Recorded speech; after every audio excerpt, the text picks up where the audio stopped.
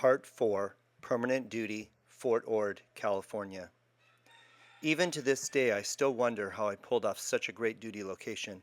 I mean, probably the only post that might be better would be Hawaii. Here I was flying in on a tiny plane and landing at the Monterey airport. You could see the Pacific Ocean from everywhere in the city and many places on post. Heck, I might even get an ocean view room. Wouldn't that be great? It was one runway and it was cloudy when I landed, which was something I would have to get used to since Monterey, like San Francisco, is notorious for the fog and the clouds. A few other soldiers joined me and my military personnel met us. Fort Ord was the home of the 7th Infantry Light Unit, the Light Fighters, as they were sometimes described. The units were quick to move and didn't have any heavy armor like tanks. Most of the units, except for support of the base, were all male units because at that time women were not allowed to deploy in combat areas.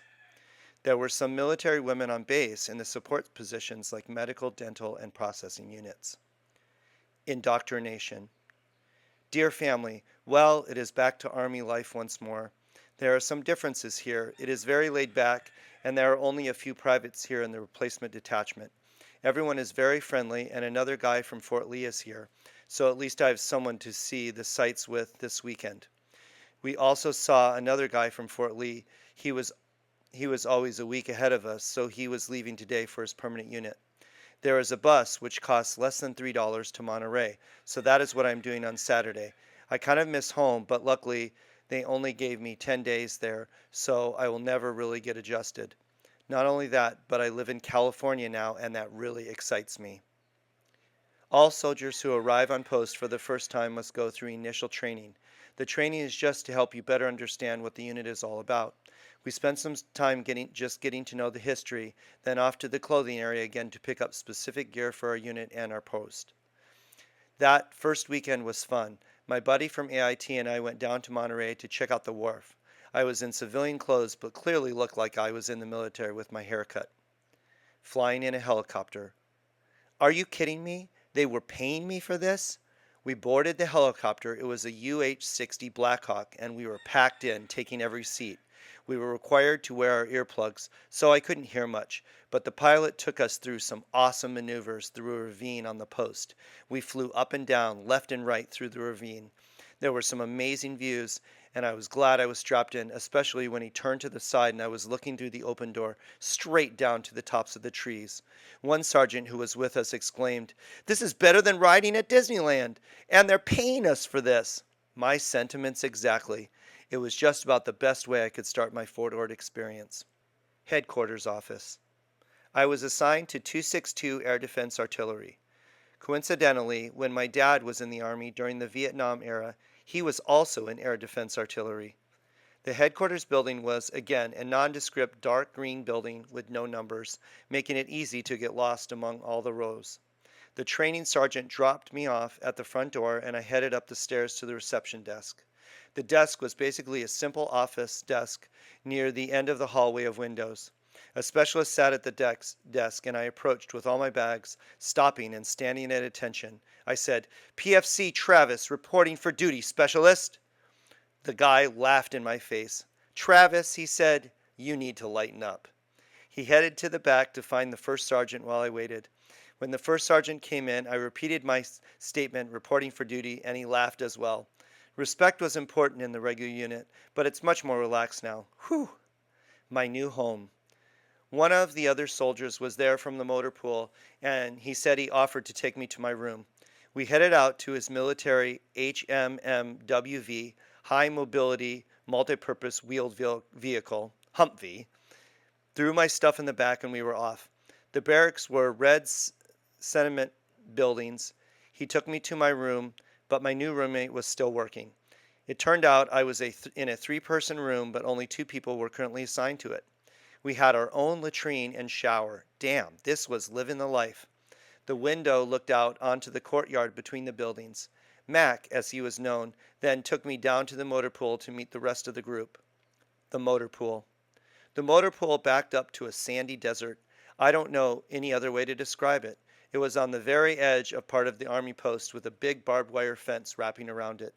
The company had just recently moved to this building, and it was one big white building with 3 repair bays for bringing in the vehicles. I found my new boss, Staff Sergeant Watson, in the first bay, sitting in a chair smoking a cigarette. He was a short, older black man with a great smile. I rarely saw him without a cigarette in his hand. He introduced me around to the rest of the guys. There was Specialist Joe, who ran the parts inventory. He was a taller Asian man with high intellect.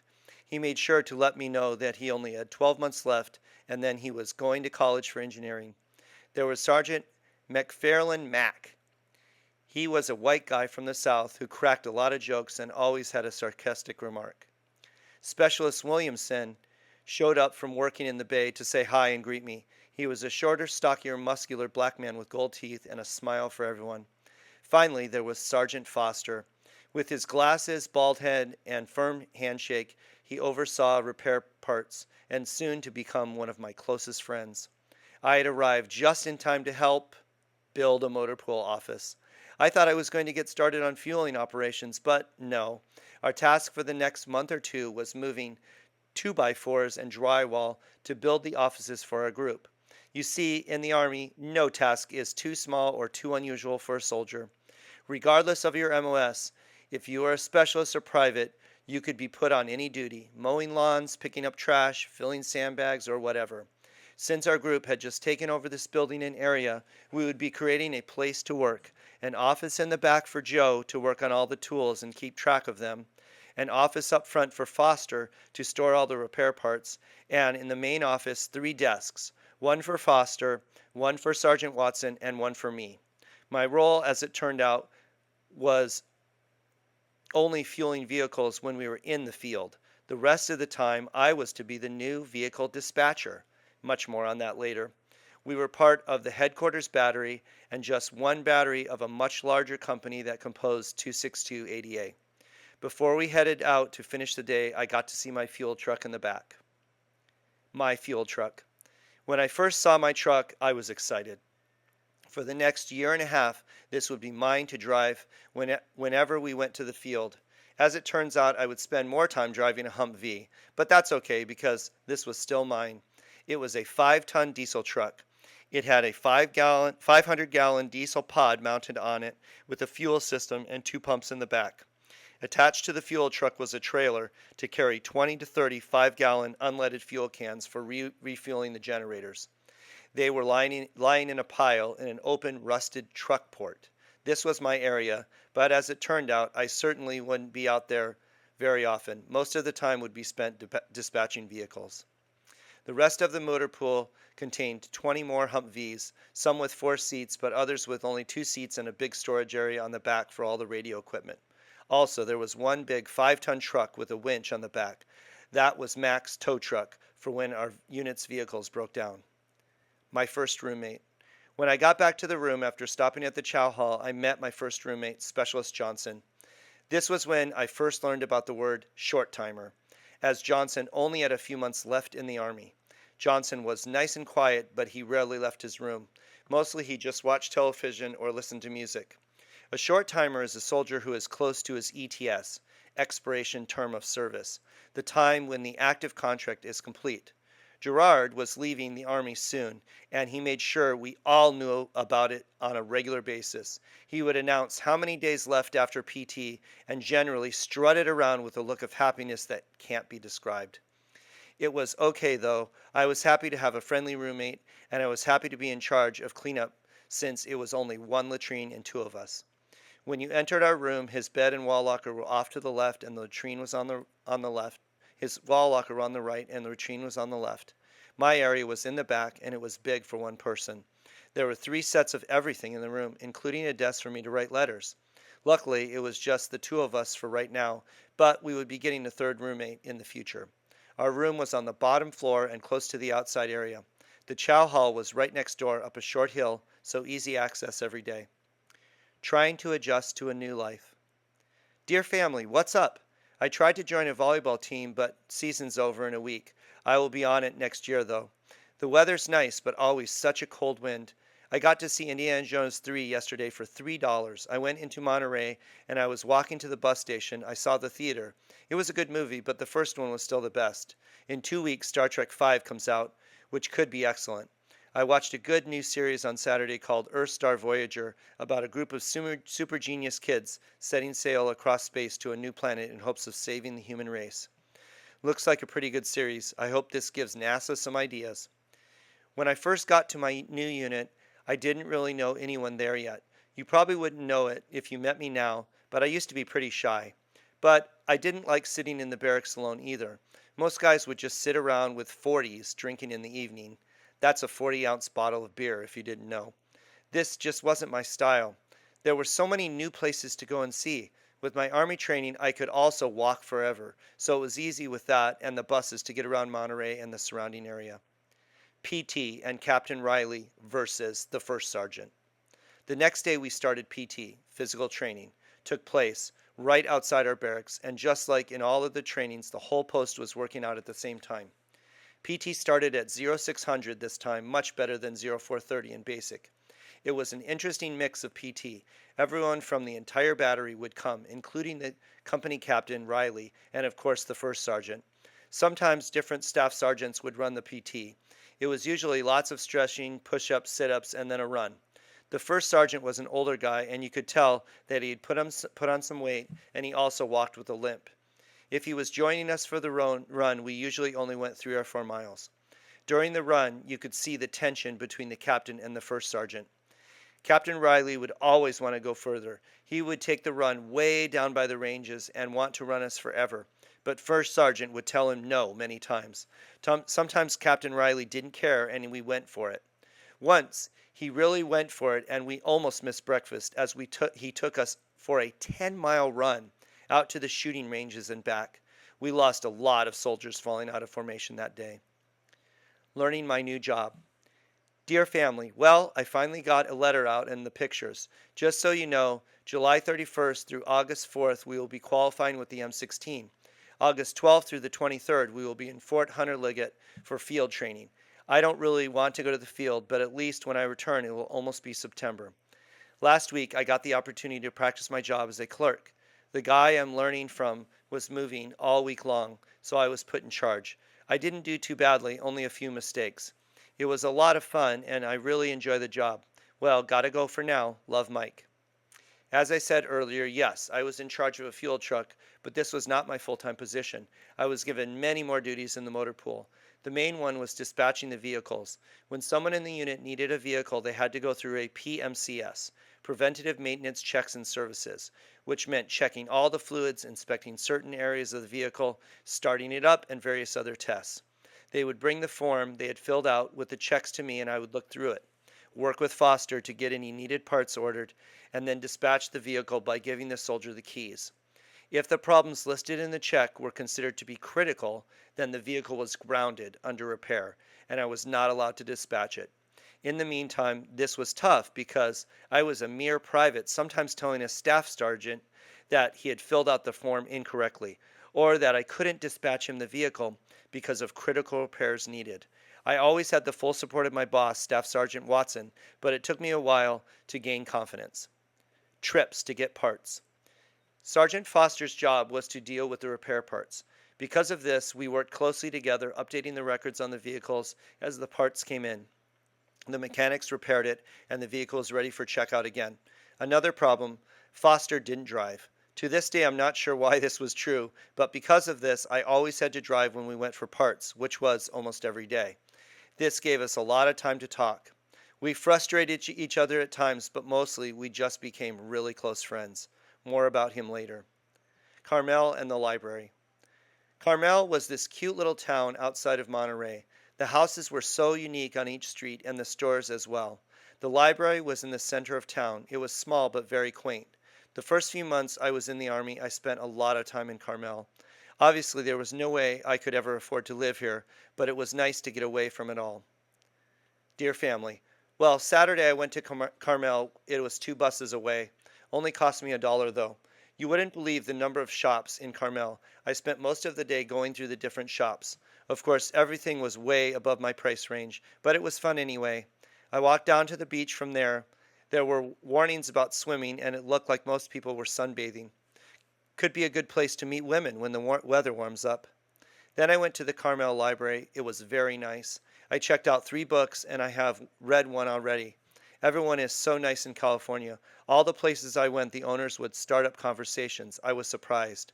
The main reason I went to Carmel was a triple feature that was showing Who Framed Roger Rabbit, A Fish Called Wanda, and a sneak preview of Dead Poet Society.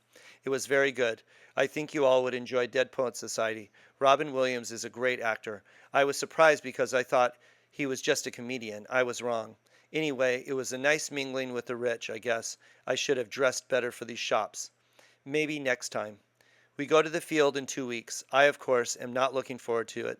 But I guess it will save some money, so I might as well go with an open mind. Well, I miss you all. P.S. Thanks again for the cookies. They were excellent. Johnson was pleasantly surprised and says thank you as well. Oakland A's baseball and the U.S. Army. What do they have in common? Dear family, Wednesday, the entire company was sent on a mandatory day at the ballpark. Yes, we went on a bus to see the Oakland A's against Minnesota. It was a pretty good game. So get this, I'd only been at my permanent unit for a couple of weeks when I found out we were all going on an outing to a Major League Baseball game. Yes, crazy. We all loaded up on the bus, even the first sergeant and company commander. We got to the game and the drinking began for some. I got a beer and a hot dog, which was great. One of the younger soldiers found a way to get beer as well. The problem was he was under 21. We were worried as we were getting back on the bus and he rushed to the latrine to throw up. Some other guys kept him sort of hidden in back to make sure no one found out. The thing about the military is if you fuck up, they burn you pretty good. Many times this will mean demoting you, taking away lots of privileges like leaving the post, and you become the detail person for the unit every night and on weekends. His buddies kept him safe, and we all made it back from the game with no incident. Oakland seems like a pretty good stadium, but not so nice areas surrounding it. I found out as we thought about venturing out for other food before the game. Volleyball and Santa Cruz. Hello, family. Things have improved 100%. There is a guy in our company who I talked to today. I found out he likes all the sports I like, and if you believe it, he watches Days of Our Lives. Pretty scary, huh? Anyway, we got a volleyball game going with some other guys for about 3 hours tonight.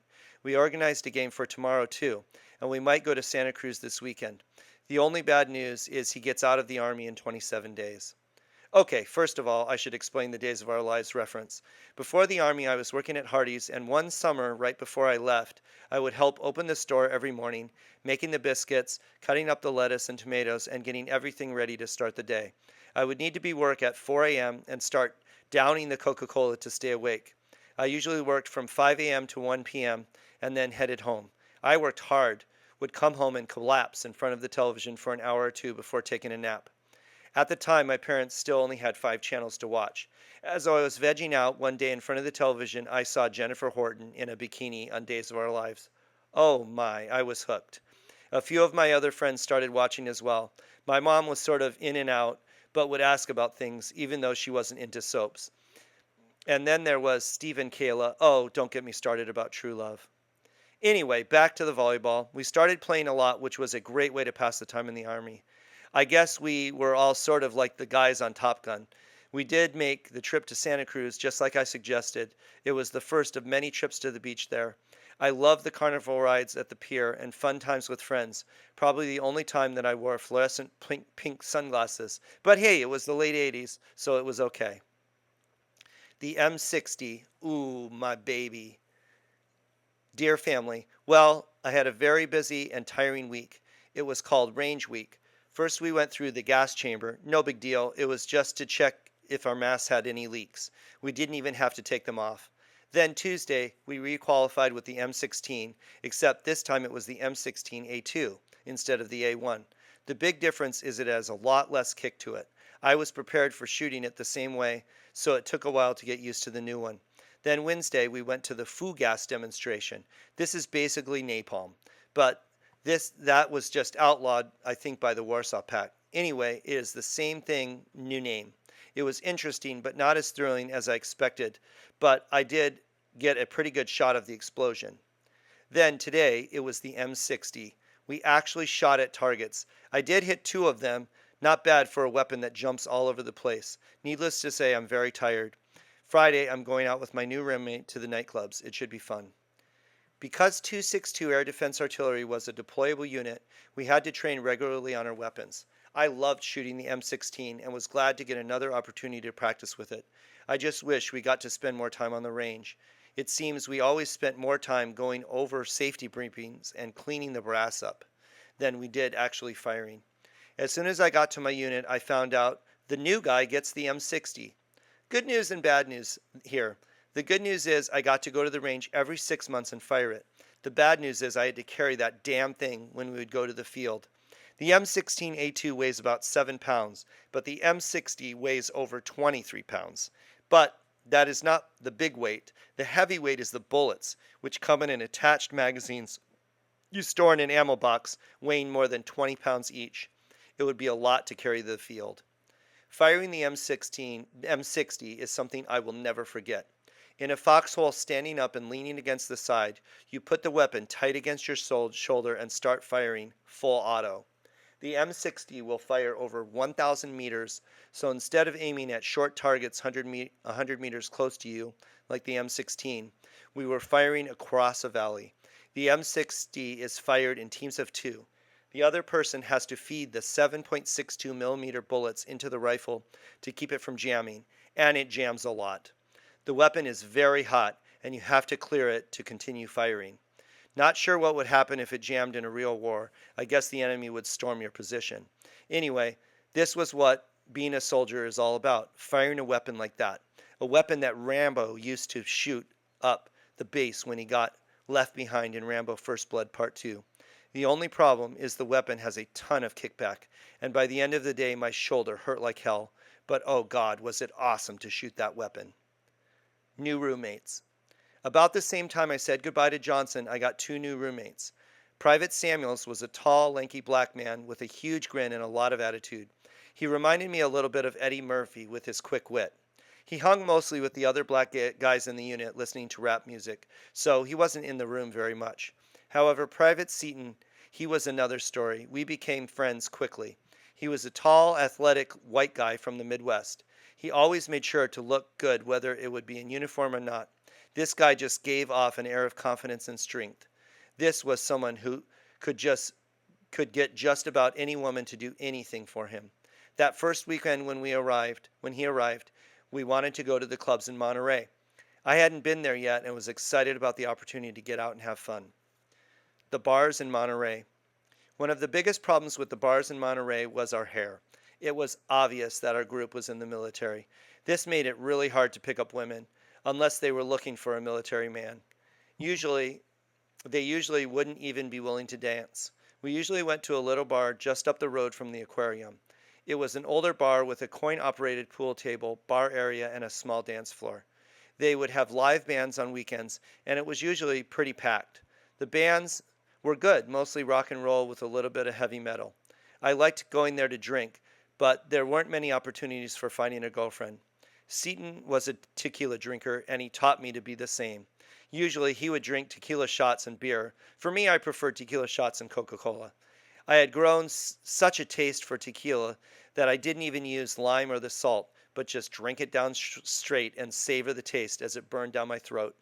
The thing that makes it hard in the Army is that the drinking felt good, and it was a great way to escape from the pressures of the Army and be a civilian for an evening. I would never get so drunk I couldn't walk, but I was certainly feeling good on many days when we left the club. Abigail. Oh, the accent.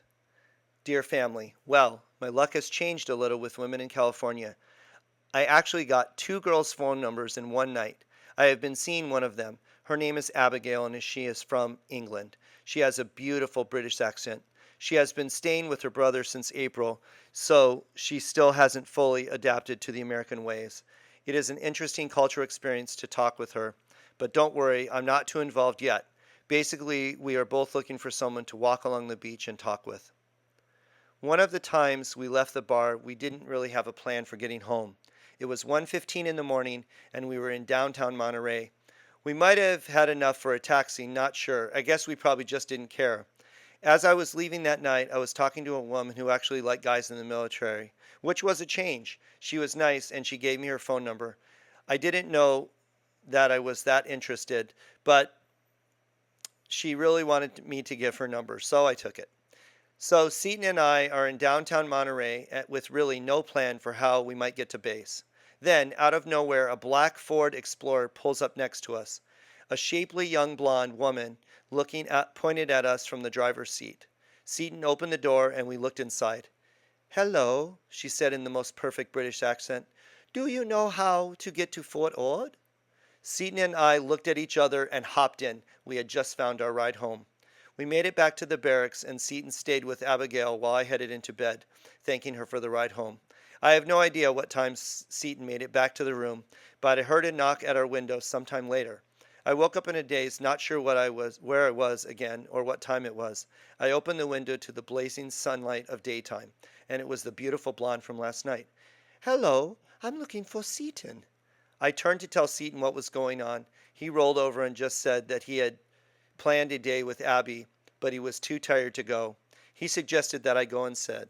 He didn't really care. He had plenty of women to choose from already. I thought about it, went to the window and said, "Sorry, Seaton doesn't feel well. Where were you going to go?" She said she wanted to take a drive and see the sights.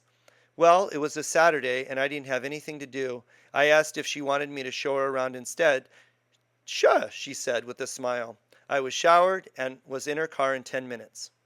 She had me drive, which was fine. It was nice to get behind the wheel of a civilian vehicle again, and I love the Explorer. We headed out to the Carmel 17-mile drive. It was a tour of the coast in between Monterey and Carmel. It is a beautiful drive with lots of stops for pictures and views. I have to say, this was probably one of the best days of my life in the Army. We drove around, got to know each other, and just talked. For me, I told her that I just loved to hear her talk. That English accent was a huge turn on. I just told her to talk to me and tell me everything about her life. I have to admit, I never did get the full story even after we did it for a few weeks.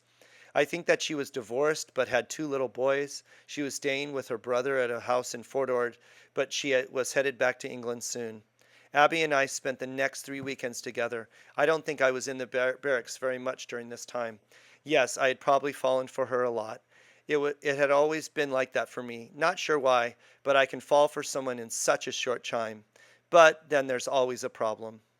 Dear family, well, it is only Tuesday, but I'm already very tired. Tomorrow we have some major cleanup at the motor pool. Thursday and Friday are the days of the major inspection. I can't wait until the week is over. I am not really nervous because I'm squared away, but it is really a bother when they check your stuff because they always find something. As yet, I have no real plans for Halloween. You know, as I got older, I was never really into the whole idea. I just preferred to stay home and chill out. Everything is working out well for my 4-day leave. I can't wait to clean up on the good gossip back home. I was amazed by all of the relatives who wrote back asking me about that girl. I guess everyone was under the impression that was really becoming serious. Gee, I only saw her for 2 weeks before she went back to London. Mom, thanks for the little lecture. I'm not sure what Pat said, but don't worry, I do know what I'm doing. And besides, mainly we were just becoming really good friends. Don't worry, I'm not really trying to find a long-term relationship with her. I had my first re-enlistment meeting with the battalion commander. I don't want to tell him straight out that I wasn't going to re-enlist, because if I did, then why would he bother promoting me? So I told him I was keeping my options open and my real interest, if any, would be something in the CIO, Central Intelligence Division. It is funny how things got turned around a little when I called home. I only had a few minutes to talk and try to share what is going on. I guess I must have been really swooning over Abby, as that is the way it came across with my family after the phone call. I know I wasn't ready for an instant family, but I have to tell you that life in the Army as a single soldier is a lonely one. Yes, there are plenty of soldiers around to be your friends, but it is not the same as being near family or having a person to share all your thoughts with. When Abby disappeared back to England, I was hurt. I didn't even get to say goodbye. I knew sort of where she was staying and I knew the Explorer she was driving, so I rode my bike around the neighborhood until I found the car. I didn't want to disturb the brother, who I never met, so I left a note on the car. Dear family, also the other big news is that the girl flew back here from London. By the way, her name is Abigail. She goes by Abby, and she is very rich. She told me she just flew back for a week because, as it turns out, she must return to London to stay permanently. I know, depressing, isn't it? But she says we will stay in touch. I certainly hope we can, but I know that she is a world traveler, so more than likely I will never see her again. Don't worry, we are both looking for companionship, nothing serious in a way of relationship beyond close friends. I guess I will just try to have fun for the week she is here. By the way, as of yesterday, I have 1 year left in the Army. It wasn't the anniversary of the day I went in, but I'm getting out early, more likely around September 20th. The great thing is that I've been having so much fun lately, I don't even think about Boulder. That certainly doesn't mean I'm not going back home. It just means that I'm keeping busy enough I don't think about it. Well, I don't know what else is going on, so I guess I'll go for now. A few weeks after I left the note on the car, I got a message at the barracks that Abby called. Here in the barracks, we didn't have our own phone, so the only way someone could reach us was by leaving a message with the phone guard person at the desk. I was so excited that Abby called. She picked me up that evening and we drove to the beach. We found a quiet spot on some rocks to talk. It turns out that she went back to England for a few weeks to see her younger brother. She was moving back and leaving the next night. However, she did tell me how much she enjoyed our time together, and she gave me a book of Shakespeare that she signed. She told me she hoped I would remember her. I still have that book and occasionally think about the fun times we had. It was a short time together, but I remember it well. She was the only person I ever dated with a British accent.